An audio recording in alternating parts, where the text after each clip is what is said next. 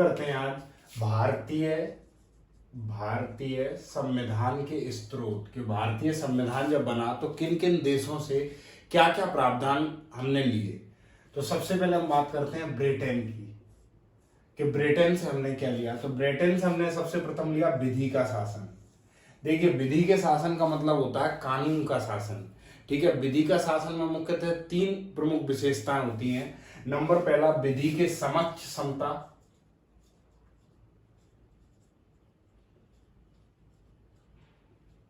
विधि के समक्ष समता। द्वितीय पे होता है संविधान की सर्वोच्चता।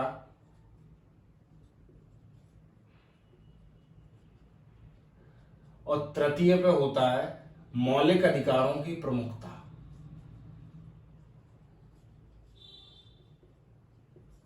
ठीक है, तो विधि के समक्ष समता, संविधान की सर्वोच्चता और मौलिक अधिकारों की प्रमुखता।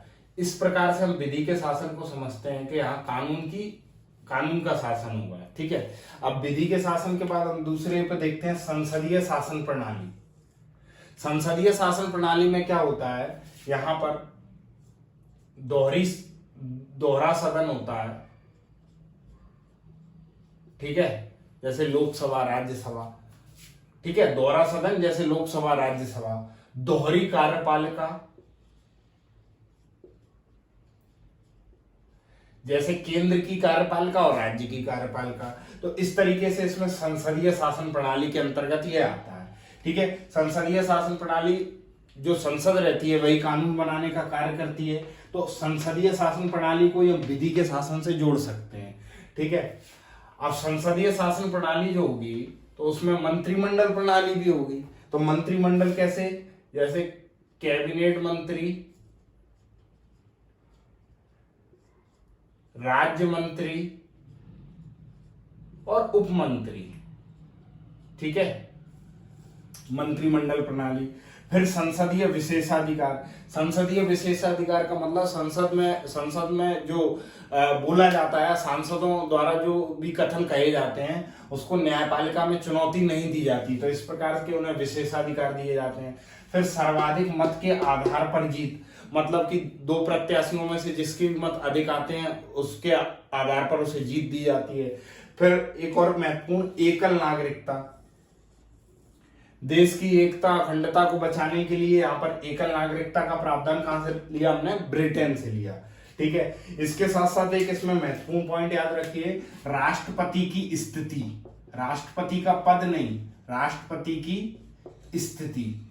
राष्ट्रपति की स्थिति से तात्पर्य है कि जिस प्रकार से भारत में प्रधानमंत्री प्रमुख होता है परंतु राष्ट्रपति का भी पद है। कुछ शक्तियां राष्ट्रपति को है, वास्तविक शक्तियां किस पर है, प्रधानमंत्री पर। नाम मात्र की शक्ति किस पर, राष्ट्रपति पर। उसी प्रकार ब्रिटेन में भी क्या होता है, ब्रिटेन और भारत हम दोनों को ले लेते हैं। ब्रिटेन में क्या होता है, प्रधानमंत्री प्रमुख है वास्तविक, भारत में भी प्रधानमंत्री प्रमुख है, लेकिन ब्रिटेन में क्या राजा है, नाम मात्र के लिए प्रमुख। भारत में राजा नाम से कोई पद नहीं है, राजा नाम का कोई जिक्र नहीं है, क्योंकि भारत गणतंत्रात्मक देश है। ठीक है, तो राजा यहाँ पर क्या है, राष्ट्रपति है। तो जिस प्रकार ब्रिटेन के राजा की स्थिति है उसी प्रकार भारत के राष्ट्रपति की स्थिति है। ठीक है, इसके बाद हम द्वितीय पे आते हैं, जर्मनी। अब जर्मनी से हमने क्या लिया, जर्मनी से हमने लिया आपात उपबंध। आपातकाल की जब स्थिति होती है उस समय क्या क्या उपबंध होंगे वो हमने कहां से लिए, जर्मनी से। आपातकाल की स्थिति में क्या क्या उपबंध होंगे वो हमने लिए जर्मनी से। इसको एक ट्रिक से याद रखिए, विधि कौन बनाता है, संसद बनाती है, संसद बनाएगी और मंत्रिमंडल संसद में ही रहेगा। और जब संसद रहेगी, मंत्रिमंडल रहेगा तो उन्हें विशेषाधिकार भी दिए जाएंगे, और विशेषाधिकार दिए जाएंगे तो जो संसद का सदस्यों का चुनाव है वो सर्वाधिक मत के आधार पर होगा। तो ये चारों पॉइंट इसी से रिलेटेड है। और केवल विधि कौन बनाएगी, एकल, मतलब एक संसद द्वारा ही विधि बनाई जाएगी, तो एकल नागरिकता। तो इन 5 चीजों को आप एक ट्रिक से दिमाग में रख सकते हैं। इसका जर्मनी से हमने क्या लिया, आपात उपबंध। आपातकाल में क्या क्या उपबंध होंगे। ठीक है, जर्मनी को आप रिलेट कर लीजिए हिटलर से। हिटलर कौन था, खतरनाक आदमी था। तो हिटलर के द्वारा आप आपातोपबंद देख लेंगे। इसके बाद फ्रांस से हमने क्या लिया, गणतंत्रात्मक व्यवस्था। देखिए गणतंत्रात्मक व्यवस्था का मतलब क्या होता है, जहां किसी देश का सर्वोच्च पद जो रहता है वो वंशानुगत नहीं होता, किसी वंश परंपरा के आधार पर नहीं होता, वह निर्वाचित होता है, चाहे उसका चुनाव प्रत्यक्ष हो या अप्रत्यक्ष हो। या दूसरे शब्दों में बोले कि जहां किसी देश का राष्ट्राध्यक्ष का जो चुनाव होना है, राष्ट्राध्यक्ष को वंशानुगत नहीं चुना जाएगा, उसको निर्वाचित किया जाएगा। तो इस तरीके से गणतंत्रात्मक व्यवस्था हमने कहां से ली, फ्रांस से। इसी के साथ फ्रांस से स्वतंत्रता, समता, बंधुत्व की भावना ली, जो कि फ्रांस की क्रांति से संबंधित थी। इसके बाद रूस की बात करते हैं हम। तो रूस से हमने क्या लिया, मूल कर्तव्य लिए। रूस से हमने क्या लिया, मूल कर्तव्य मूल संविधान में नहीं थे, ये 42वें संविधान संशोधन,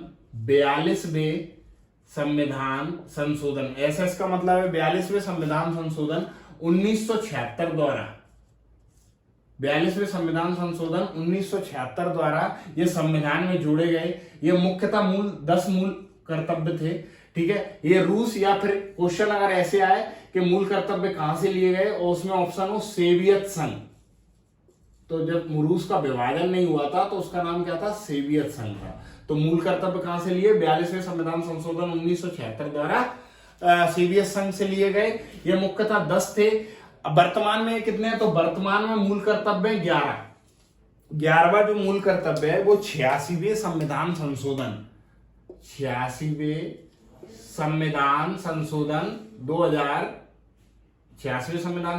2002 द्वारा जोड़ा गया है, ठीक है, 11वां मूल कर्तव्य।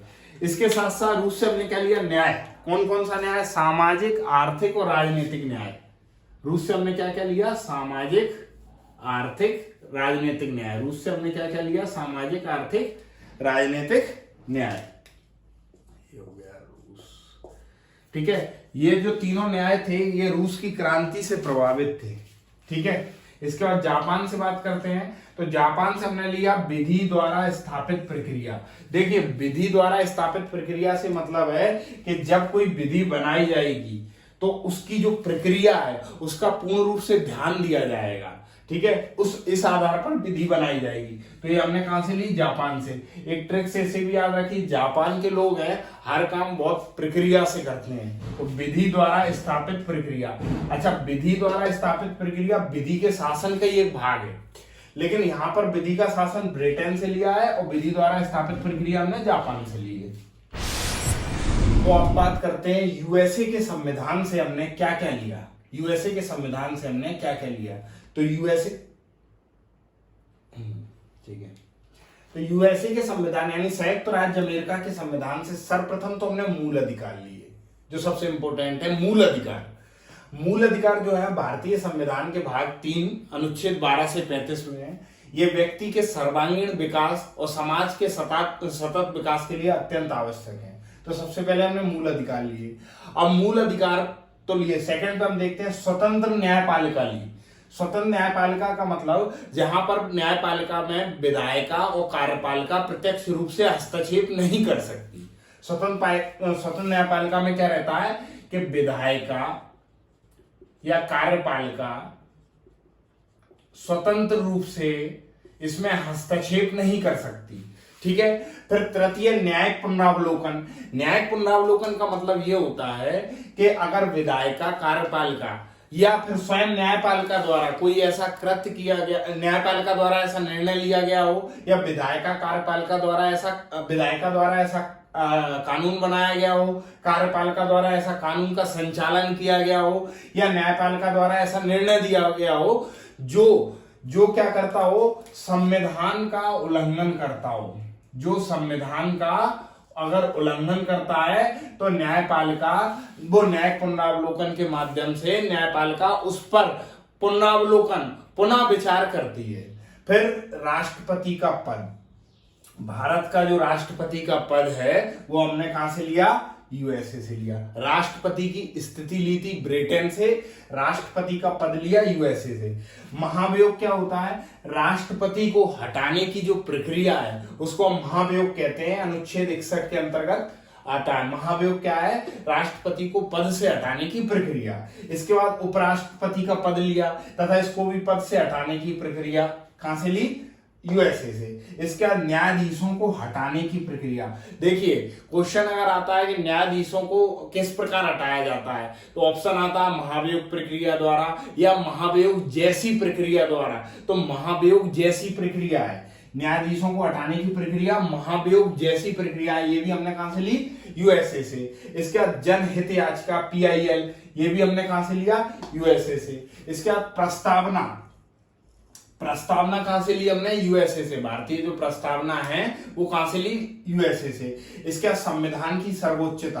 देखिए संविधान की सर्वोच्चता हमने यूएसए से ली है, ठीक है। विधि के शासन में भी संविधान की सर्वोच्चता, लेकिन वो विधि के शासन के अंदर है, ठीक है। तो वहां विधि का अगर शासन आएगा तो ब्रिटेन होगा और संविधान की सर्वोच्चता आएगी तो यूएसए होगा। इसको रिलेट ऐसे कर लीजिए कि देखिए प्रस्तावना जो रहती है, प्रस्तावना क्या रहती है? प्रस्तावना के अंदर ही मूल अधिकार दिए हैं। ये रिलेशन करिए, मूल अधिकारों की रक्षा कौन करता है? स्वतंत्र न्यायपालिका। स्वतंत्र न्यायपालिका जब होगी तो उसका, स्वतंत्र न्यायपालिका गलती भी कर सकती है तो उसका पुनरावलोकन भी होगा, ठीक है। तो इस तरीके से हमने रिलेट करके इसको समझा। इसके बाद यहाँ पर राष्ट्रपति होगा, तो राष्ट्रपति के जब राष्ट्रपति होगा तो उसको हटाने के लिए प्रक्रिया भी होगी, तो महाभियोग होगा। और राष्ट्रपति के लिए एक हेल्पर कौन होगा? तो उपराष्ट्रपति भी होगा, ठीक है। फिर यहाँ पर इसके बाद न्यायाधीशों की बात करें तो न्यायाधीशों को हटाने की प्रक्रिया और PIL, तो ये हमने कहां से लिया? यूएसए से। अब इसके बाद बात कर लेते हैं हम, चलिए आयरलैंड की कर लेते हैं पहले। आयरिश संविधान, आयरलैंड का जो आयरिश संविधान है उसकी बात कर लें। यहां से हमने लिए नीति निर्देशक तत्व। नीति निर्देशक तत्व जो भारतीय संविधान के भाग 4 अनुच्छेद 36 से 51 में वर्णित है, इनका उद्देश्य क्या है? इनका उद्देश्य कल्याणकारी राज्य की स्थापना करना। किसकी? कल्याणकारी राज्य की स्थापना करना। कहने का मतलब राज्य ऐसी नीतियां बनाएगा जिससे वहां के राज्य के नागरिकों का कल्याण होगा, ठीक है। नीति निर्देशक तत्व कल्याणकारी राज्य की स्थापना करना। इसके बाद राज्यसभा में मनोनयन। देखिए राज्यसभा में जो मनोनयन से तात्पर्य है, आप समझिए कि राज्यसभा में मनोनयन कौन करता है? राष्ट्रपति करता है। राज्यसभा में मनोनयन राष्ट्रपति करता है। 12 लोगों का मनोनयन करता है। कितनों का? 12 लोगों का मनोनयन करता है। ये मनोनयन किन आधार पर होता है?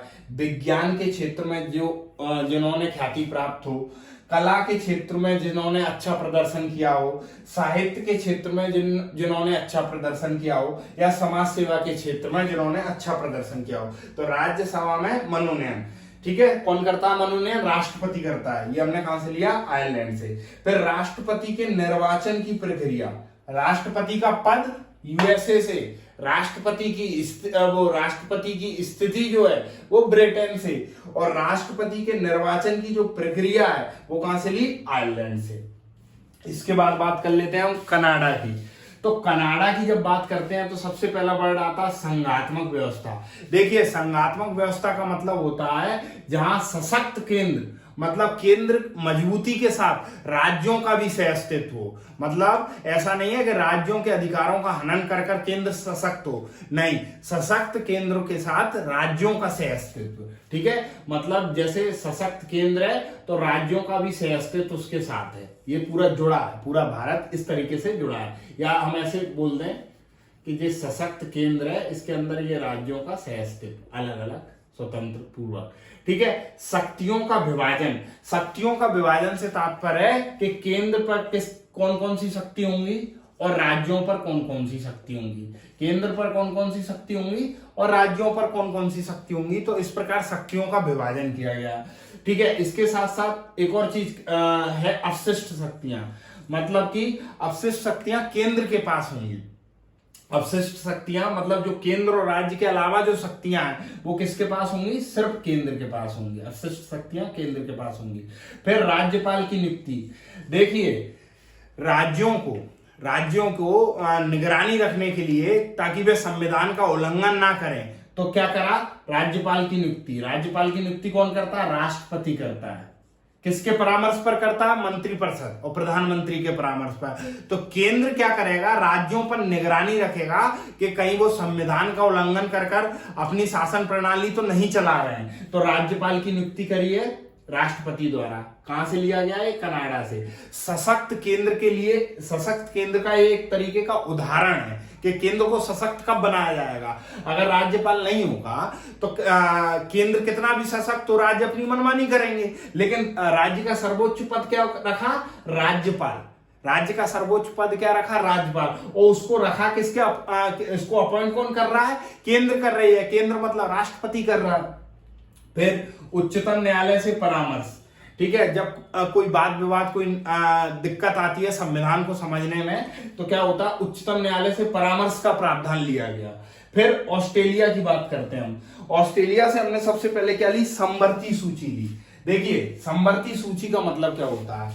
ऐसी सूची जिसमें केंद्र के विषय और राज्य के विषय के अलावा केंद्र और राज्य दोनों के विषय होते हैं, या हम ऐसा बोले ऐसी सूची जिसमें जो विषय होते हैं, ऐसी सूची जिसमें जो विषय होते हैं उस पर कानून बनाने का अधिकार केंद्र को भी है, केंद्र को भी है और राज्य को भी है। ऐसी सूची जिस पर कानून बनाने का अधिकार किसको है? केंद्र को भी है और राज्य को भी है। ऑस्ट्रेलिया से लिया हमने ये, ठीक है। केंद्र को भी है और राज्य को भी है। लेकिन अगर कानून बनाया और केंद्र का कानून और राज्य के कानून में अगर राज्य का कानून केंद्र के कानून का उल्लंघन कर रहा है, राज्य का कानून केंद्र के कानून का उल्लंघन कर रहा है, तो राज्य का कानून मान्य नहीं होगा।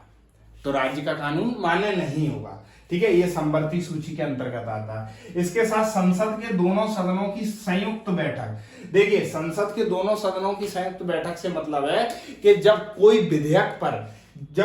विधेयक पहुंचा सदन में, कि राज्यसभा या लोकसभा में, और उस विधेयक पर दोनों सदन असहमत हो, तो राष्ट्रपति के द्वारा संसद के दोनों सदनों की बैठक बुलाई जाती है, जिससे उस विधेयक पर सहमति हो सके।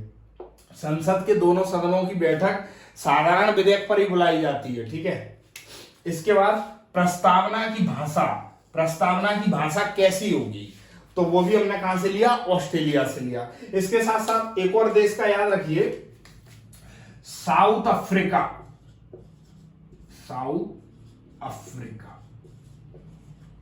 साउथ अफ्रीका से हमने क्या लिया? संविधान संशोधन की प्रक्रिया। क्या लिया? संविधान संशोधन की प्रक्रिया। साउथ अफ्रीका से हमने क्या लिया? संविधान संशोधन की प्रक्रिया। एक तो संविधान संशोधन साधारण प्रकार से होता है 50% +1, और 2 विशेष बहुमत से होता है, वो हम संविधान संशोधन के लेक्चर में पढ़ेंगे। तो हम इस प्रकार से देखते हैं कि हमने भारतीय संविधान के जो स्रोत थे, किन किन देशों से हमने क्या क्या लिया, वे सभी हमने बारी बारी से पढ़ा। और उनके बाद जैसे कि हमने देखा कि भारतीय संविधान के जो स्रोत थे वो किन किन देशों से हमने लिए। इसके साथ साथ दूसरा महत्वपूर्ण इसमें पॉइंट होता है कि भारतीय संविधान में सबसे ज्यादा स्रोत किस जगह से या किस प्रावधान से लिए गए। तो देखिए, भारतीय संविधान में जो सबसे ज्यादा प्रभाव है भारतीय संविधान पर, वो 1935 के भारत शासन अधिनियम का है। 1935 के भारत शासन अधिनियम का है। इस अधिनियम में क्या क्या प्रावधान थे? मुख्यतः कुछ प्रावधान देख लें। संघीय न्यायालय। देखिए, स्वतंत्र न्यायपालिका हमने ली थी अमेरिका से, लेकिन संघीय न्यायालय 1935 के अधिनियम में थी। CAG, नियंत्रक एवं महालेखा परीक्षक, ठीक है। संघ लोक सेवा आयोग, तथा वे सभी प्रावधान जो अन्य देशों से नहीं लिए गए वो इसी से लिए गए। इससे सीधा सीधा क्वेश्चन क्या बनता है कि भारत के संविधान में सबसे ज्यादा प्रावधान कहां से लिए गए? तो 1935 के अधिनियम थे। तो इस तरीके से हम संविधान के संपूर्ण स्रोत पढ़ लेते हैं।